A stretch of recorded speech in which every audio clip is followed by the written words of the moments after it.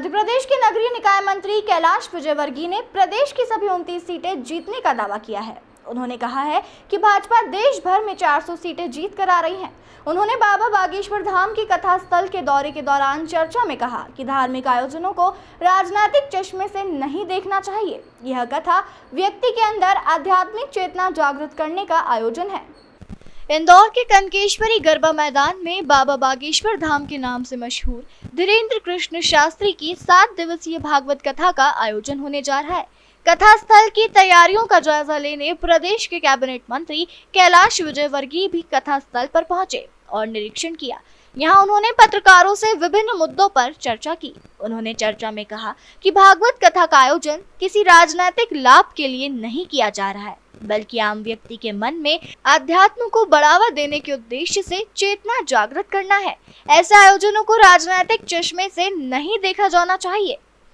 हम इसको राजनीतिक रंग बिल्कुल भी देना नहीं चाहते, क्योंकि ये आध्यात्मिक पूरा कथा है और जो बाबा जी के भक्त हैं वो सिर्फ शहर में नहीं है, देश में नहीं है, विदेश में भी है और सभी दूर से लोग आ रहे हैं यहाँ पर। कुल मिलाकर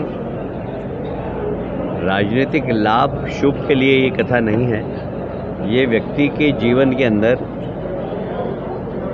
सांस्कृतिक और आध्यात्मिक चेतना के लिए ये कथा है और इसलिए इसको राजनीतिक चश्मे से नहीं देखना चाहिए, मेरा निवेदन है। तो कितने लोगों की व्यवस्था की गई है? उनको बाहर से आ रहे हैं क्या? उनके लिए भी यहाँ व्यवस्था है, रहने की व्यवस्था कर रहे हैं। हम आसपास के कुछ मकान हैं खाली, उनकी व्यवस्था कर रहे हैं। गार्डन विवाह के जो हैं वो हमने किए हैं और सबके रमेश जी का कार्यक्रम हो और भोजन प्रसाद नहीं हो, ये तो संभव ही थी। विजयवर्गीय ने धर्म के आधार पर लोकसभा चुनाव लड़ने के कांग्रेस के आरोप पर कहा कि इस देश से सनातन को अलग नहीं किया जा सकता है। देश में कोई भी सनातन को गाली देगा तो सनातन को मानने वाले एक साथ खड़े मिलेंगे। कांग्रेस गठबंधन के एक नेता ने सनातन का अपमान किया तो कांग्रेस ने उसका साथ दिया। इसका नुकसान विधानसभा चुनावों में देखने को मिला। फिर राम मंदिर के लोकार्पण पर आमंत्रण ठुकराने पर प्रदेश के 1 लाख से ज्यादा कांग्रेसियों ने भाजपा का दामन थाम लिया। प्रदेश के सबसे सीनियर लीडर सुरेश पचौरी भी आज भाजपा के साथ हैं। उन्होंने सैम पित्रोदा के संपत्ति वाले बयान पर टिप्पणी करते हुए कहा कि कांग्रेस अमेरिकी कानून का हवाला दे रही है, जबकि भारत और अमेरिका की संस्कृति और मानने वाले अलग अलग है, लिहाजा वहाँ के कानून भारत में लागू नहीं होंगे। देखिए, इस देश को आप धर्म से अलग नहीं कर सकते, सनातन से अलग नहीं कर सकते। यदि कोई सनातन को गाली देगा तो उसके समर्थक भी उठ के खड़े होंगे। तो सनातन की गाली की शुरुआत इंडी गठबंधन के एक नेता ने की और कांग्रेस ने कुछ बोला ही नहीं, चुप्पी साध ली। फिर उसके बाद राम मंदिर का मुद्दा जब भी उठता तो ये सबको मालूम है कि निमंत्रण दिया था राम मंदिर निर्माण समिति ने, कांग्रेस ने ठुकराया। तो जनता के बीच में जवाब तो देना पड़ेगा और सिर्फ इसी एक मुद्दे पर आज कांग्रेस के हजारों कार्यकर्ता इंदौर ही नहीं मध्य प्रदेश में सिर्फ एक मुद्दे पर कि उन्होंने भगवान राम के निमंत्रण को ठुकराया। मतलब सुरेश पचौरी जैसा नेता कांग्रेस छोड़कर भारतीय जनता पार्टी में आया, तो कहीं ना कहीं वर्तमान समय में कांग्रेस को जो मार्गदर्शक दे रहे हैं वो लोग शायद इस देश की, समाज की मूल स्वभाव को समझ नहीं पा रहे हैं। जैसे सैम पित्रोदा जी ने बयान दे दिया कि हम तो प्रॉपर्टी का सर्वे करेंगे, उसके बाद उस प्रॉपर्टी विरासत में नहीं जा सकती। यदि कोई व्यक्ति के पास 1 करोड़ रुपए अगर वो छोड़ के जाता है तो उसको 55 लाख रुपए सरकार में जमा करना पड़ेंगे, तो उसके बच्चों को सिर्फ 45 लाख रुपए मिलेंगे।